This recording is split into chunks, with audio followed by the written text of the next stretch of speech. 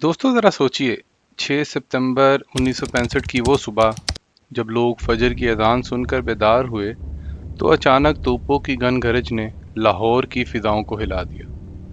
भारत ने रात की तारीकी में हमला किया, लेकिन शायद वो ये भूल गया था कि ये सिर्फ एक शहर नहीं, ये लाहौर है।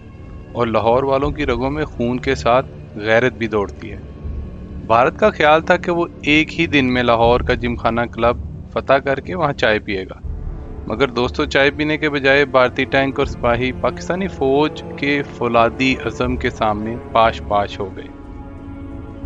1965 की जंग एक ऐसी लड़ाई थी जो सिर्फ मैदान जंग तक महदूद नहीं थी, बल्कि कौम के हौसले, इत्तेहाद और कुर्बानी की अलामत बन गई थी। इस जंग की बुनियाद मसला कश्मीर था।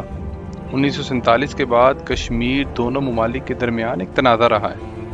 1965 में लाइन ऑफ कंट्रोल पर झड़पें रफ्ता रफ्ता एक बड़ी जंग की शक्ल इख्तियार कर गई।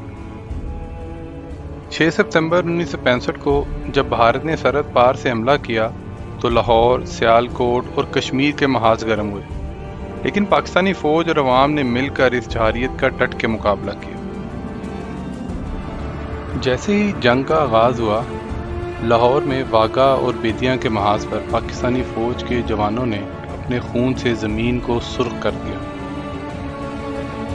मेजर अजीज़ भट्टी और बेशुमार गुमनाम हीरों ने अपनी जान देकर वतन अजीज़ की इज्जत बचाई। मेजर अजीज़ भट्टी शहीद ने 5 दिन तक मुसलसल दुश्मन का मुकाबला किया ताकि जामे शहादत पहुँच गई और हमेशा के लिए अमर हो गए। अब आते हैं सियालकोट चुविंदा के मैदान की तरफ। यहाँ दुनिया की सबसे बड़ी टैंकों की जंग लड़ी गई। भारतीय टैंकों का सैलाब आया, लेकिन पाकिस्तानी नौजवानों ने अपने जिस्म को बम बांध कर टैंकों के नीचे लेट कर इन्हें तबाह कर दिया। सोचिए, कोई कैसे हार सकता है जब नौजवान मौत को गले लगाकर वतन को बचाते हैं। 1965 की जंग में ज़मीन में कमाल के साथ साथ फिजाओं में भी कमाल हुआ। पाकिस्तानी फ़िज़ाइया ने आसमान पर वो कारनामे दिखाए जो दुनिया आज भी याद करती है। एमएम आलम एक ही मिनट में भारतीय 5 तैयारे गिराकर दुश्मन की कमर तोड़े। ऐसा कारनामा आज तक कोई पायलट दोबारा नहीं कर सकता। दोस्तों, ये जंग सिर्फ फौज ने नहीं लड़ी, ये पूरी कौम की जंग थी। घरों की औरतों ने देवर तक बेचकर फौज के लिए चंदा दिया। बच्चे खून के एहतियात देने की तारों में खड़े रहते थे। रेडियो पाकिस्तान पर हफीज़ जलंधरी और मैडम नूर जहां मिली नगमों के साथ अवाम और फौज का हौसला बुलंद करते थे।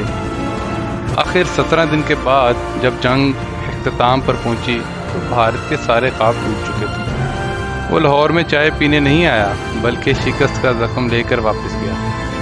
1965 की जंग हमें ये सिखाती है कि जब कौम एक हो, फौज पुरअज़म हो, तो कोई ताकत पाकिस्तान को शिकस्त नहीं दे सकती। पाकिस्तान जिंदाबाद।